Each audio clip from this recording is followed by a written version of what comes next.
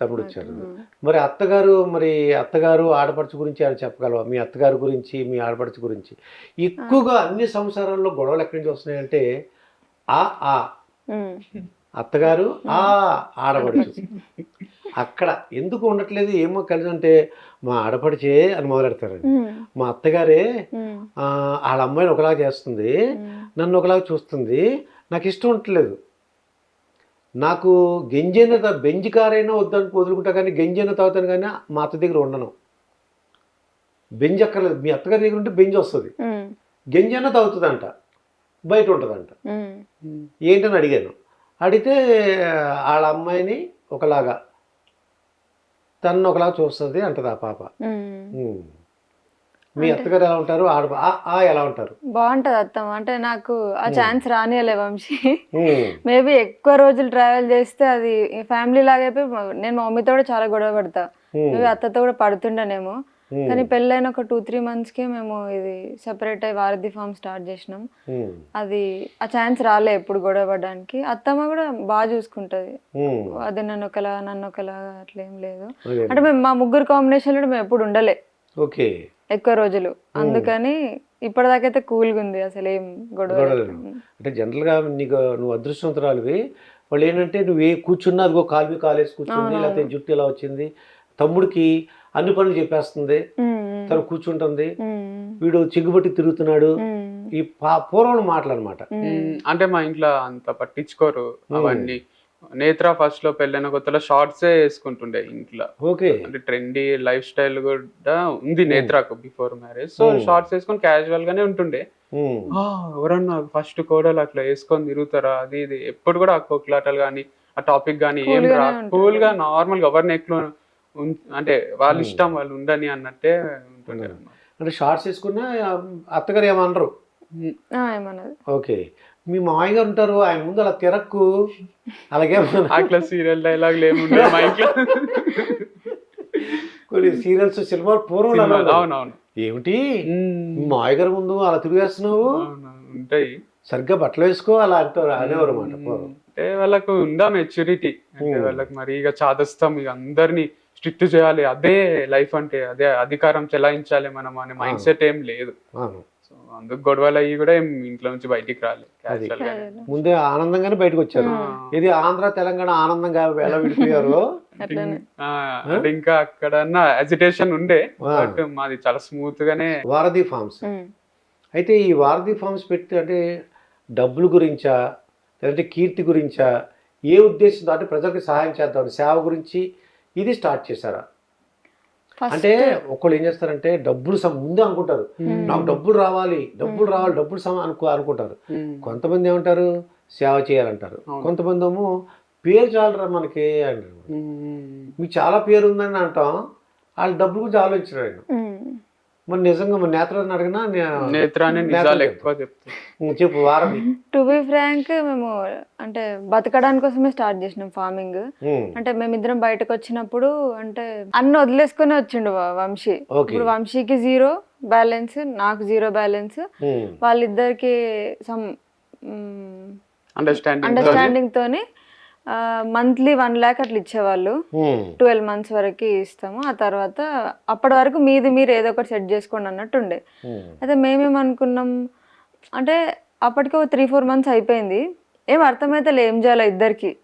వంశీకేమో మళ్ళీ అదే యాప్టిట్యూడ్, ఆ లైఫ్ స్టైల్ పోబుద్ది అవుతలేదు, ఏమైనా కొత్తగా స్టార్ట్ చేయబుద్ది అవుతుంది. నాకు ఏదైనా కొత్తగా స్టార్ట్ చేయాలనుంది, యోగానో లేకపోతే ఫార్మింగ్, ఇట్లా వీడియోస్ చూస్తూ ఉన్నాం. అయితే ఫస్ట్ గుడ్లు అనుకున్నాం, నాటుకోడి గుడ్లు లాభాలు బాగుంటాయి, గుడ్ల ఫార్మింగ్ అని అనుకొని చూసినాం. ప్లేస్ దొరకలే దగ్గరలో, షెడ్ కదంతా. వంశీకి 20 lakhs లోన్ కూడా వచ్చింది. దాంతో ఒక షెడ్ వేసుకొని పెట్టుకుందాం అనుకున్నాం. ల్యాండ్ దొరకకపోయేసరికి ఇట్లా ఇంకా వీడియోస్ చూసి యూట్యూబ్లో విజయరామ్ గారి వీడియోస్ చూసినాం, సేవ్ ఆర్గనైజేషన్ది.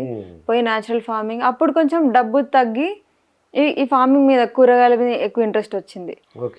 అట్లా స్టార్ట్ చేసి ఒక దగ్గర పోయిన వేరే ఫామ్లో, అక్కడ కొన్ని రోజులు తిరిగి చూసి వేరే ఫార్మర్స్ని ఎట్లా చేస్తున్నారు ఏంది అని, ఆ గుడ్లది క్యాన్సిల్ అయిపోయింది, ఇటు ఫార్మింగ్ అని వచ్చింది.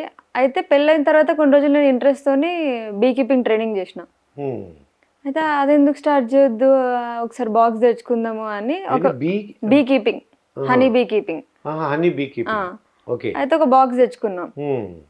ఆ బాక్స్ వీడియో పెట్టినా అంటే ఫార్మింగ్లోనే ఇప్పటికీ డబ్బు సంపాదన మీద ఇంట్రెస్ట్ కొంచెం పోయింది. అంటే దాని మీద ఫోకస్ చేయకుండా ఫస్ట్ అసలు ఫార్మింగ్ అంటే ఏంది నేర్చుకుందాం అనే టైంలో ఆ బీ బాక్స్ తెచ్చుకొని వీడియో పెడితే అందరు హనీ అడిగిండ్రు, మీ దగ్గర హనీ ఉందా అని.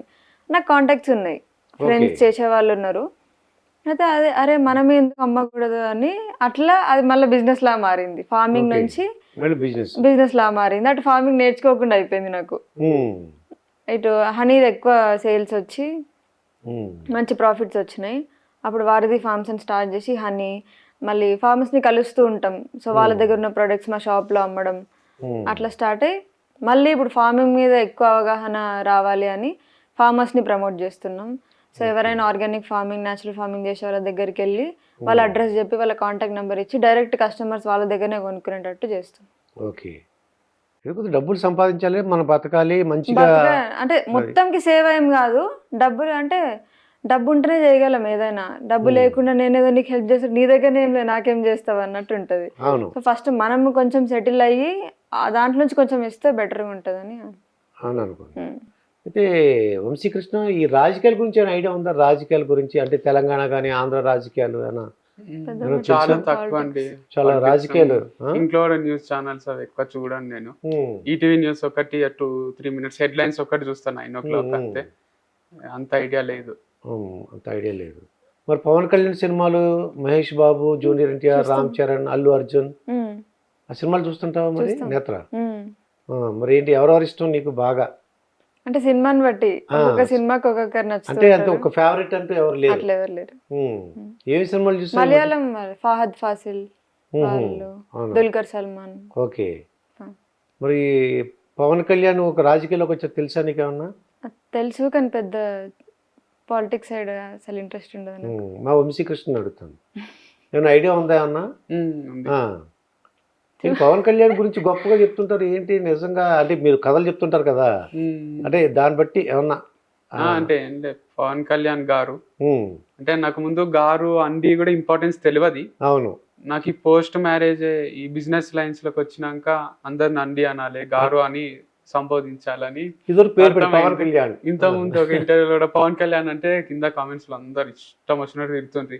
వీళ్ళు ఎందుకు తిడతారు, మనం సచినే అంటాం కదా, సచిన్ గారు అనం కదా, పవన్ కళ్యాణ్ ని గారు అనుకుంటేనేమో తిడుతున్నారు అని ఫీల్ అవుతుంటే, కానీ నిజమే అంటే అది అనడమే కరెక్ట్ అని తెలుసుకున్నా. అండ్ పవన్ కళ్యాణ్ ఇష్టం అనడానికి 2 కారణాలు. ఒకటి తమ్ముడు అని, అంటే చిరంజీవి అన్న, పవన్ కళ్యాణ్ తమ్ముడు. అంటే అందరూ మీ అన్న మోటివేషన్లు ఉన్నాడు కాబట్టి నువ్వు వచ్చినావా, మీ అన్న తీసుకొచ్చిందా అది ఇది అంటే నాకు అంటే రావద్దా నేను ఏంది, ఇప్పుడు చిరంజీవి ఉన్నాడు కదా అని పవన్ కళ్యాణ్ రాకుండా ఆగిపోలేదు కదా, ఇద్దరు ఉన్నారు కదా ఇండస్ట్రీలా, ఇద్దరు వాళ్ళకంటూ వాళ్ళ పేర్లు ఉన్నాయి. అట్లా నేను మా అన్న చిరంజీవి, నేను పవన్ కళ్యాణ్ అని ఫీల్ అవుతా అన్నమాట. సో అండ్ అదర్ రీజన్ ఏంటంటే పవన్ కళ్యాణ్ గారిది యాక్టింగ్ అది కూడా చాలా ఇష్టం, ఈజీ ఉంటది. తమ్ముడు తీసుకున్నా, తొలి ప్రేమ తీసుకున్నా మన ఇంట్లో మనిషిలాగా చేసేస్తాడు. అందుకే మన కాలేజ్ స్టూడెంట్స్ వాళ్ళు కూడా అంత ఫ్యాన్స్ ఉంటారేమో అనిపిస్తుంది. నాకు పాజిటివ్ అనిపిస్తుంది యాక్టింగ్ పరంగా కానీ, అండ్ తమ్ముడు అన్న ఒక రీజన్ వల్ల. రాజకీయాలు పెద్ద ఐడియా లేదండి. అంటే అక్కడ తెలుగుదేశం జనసేన కలుస్తున్నాయి, అలాగే వైసీపీకి వ్యతిరేకంగా అంటున్నారు వాళ్ళు. అదే ఆంధ్రప్రదేశ్ రాజకీయాలు. ఇక్కడైతే కాంగ్రెస్, బీజేపీ, నెక్స్ట్ బీఆర్ఎస్ తెలంగాణలో. బీఆర్ఎస్ అంటే కేసీఆర్ గారి పార్టీ. ఇప్పుడు నా ఆంధ్రప్రదేశ్ వైపు వెళ్ళామమ్మా నేత్ర? ఎక్కువ శాతం న్యాచురల్ ఫార్మర్స్ ఆంధ్రప్రదేశ్ లోనే ఉన్నారు. ఓకే. వెళ్తూ ఉంటాం. అద్దంకి, ఒంగోలు, నెల్లూరు, రాజమండ్రి. ఈసారి మా కాకినాడ రా సార్. కాకినాడ వెళ్ళినాం కానీ ఫార్మర్స్ కి వెళ్ళలే కదా, తిరుగుతూ ఉంటాం, చాలా తిరుగుతుంటారా? ఓకే. బాపట్ల. ఓకే సార్, మా కాకినాడ కూడా రండి సరదాగా, మా ప్రజలందరూ మిమ్మల్ని పరిచయం చేస్తాం. నేచురల్ ఫార్మర్స్ ఉంటే వస్తాం డెఫినెట్లీ. అయితే ఫారెన్ ట్రిప్స్ అని వెళ్ళారా ఇంతవరకు? అన్న ఇద్దరు వెళ్ళాలి. నాది పాస్పోర్ట్ ఎప్పుడు బీటెక్ లో తీసుకున్నది ఎక్స్పైర్ కూడా అయిపోయింది. ఇయర్ ఎక్స్పైర్ అయిపోతుంది, ఒక్కసారి కూడా పోలేదు. అంటే ఎందుకు అడుగుతుందంటే మీలాంటి వాళ్ళకి చాలా మంది వాళ్ళు ఏమన్నారంటే డబ్బులు సంపాదించి మంచి మంచి లగ్జరీ కార్లు, అలాగే ఫారిన్ ట్రిప్స్ వెళ్ళాలని, అంటే ఆ లైఫ్ స్టైల్ వేరుగా ఉండాలంటే కొంతమంది అమెరికా వెళ్ళిపోయి కోరుకుంటుంటారు. మ్మ్. మీకు ఆ కోరిక లేనట్టుగా అనిపిస్తుంది నాకు. మాకు ఇద్దరు కొంచెం ట్రావెలింగ్ అదంతా పెద్ద నచ్చది. ఆ, లగ్జరీ కానీ ట్రావెలింగ్ కానీ షిమ్లా పోయినాం, మాకు ఏం చేయాలో అర్థమవుతుంది. ఆడ ఫార్మ్స్ ఎదుక్కుంటా కూర్చున్నాం. ఉహు, యాపిల్ ఫార్మ్స్ ఎక్కడ ఉంటాయి, ఆర్గానిక్ ఫార్మ్స్ ఎక్కడ ఉంటాయి, ఏది మాకు ఇట్లా సీనరీ ఏదైనా వ్యూ పాయింట్కి వెళ్ళి కూర్చుంటే అదేం కిక్ వస్తలే. ఉమ్, ఏదైనా పండుగ కనిపిస్తుందా, కూరగాయలు కనిపిస్తాయా అని వెతుకుతున్నాం. అది. సో రిషికేష్ పోయినప్పుడు కూడా ఆ, నాన్ వెజ్ దొరకదు అక్కడ. ఆ, నాకు మన హైదరాబాద్ బిర్యానీ గుర్తొస్తుంది. అంటే వాళ్ళు తినే ఫుడ్ చూస్తుంటే ఆ. వీళ్ళు ఇదంతా ఎట్లా తింటున్నారు ఇంత సప్పగా, ఇది అసలు మన బిర్యానీ కదా టేస్ట్ అంటే. ఫస్ట్ వెళ్ళిపోవాలి హైదరాబాద్. ఫుడ్ ఎక్కువ అనిపిస్తుంది నాకు. మన హైదరాబాద్ క్లైమేట్ కూడా బాగుంటది. ఉమ్, మనం ఎటు పోయినా కూడా ఆడ చలన్ ఉంటది, ఎక్కువ హీట్ అని ఉంటది. ఇక్కడ మోడరేట్ గా ఉంటది. అవును. Hyderabad is the best place అనిపిస్తుంది. వంశీకృష్ణ, ఇంకోటి ఏంటంటే బ్రదర్ ని ఉల్లాస్ అని చూసా, విన్నట్టుగా. ఉల్లాస్ అని పేరు అవునండి. అంటే ఎందుకు అలా వచ్చింది ఉల్లాస్ అని? అంటే మా తాత పేరు, అంటే తాత అంటే అమ్మమ్మ వాళ్ళ హస్బెండ్. ఓకే, సో ఆయన పేరు ఉల్లాసా? అంటే మా మమ్మీ చిన్న ఉన్నప్పుడే చనిపోయిండు మా తాత.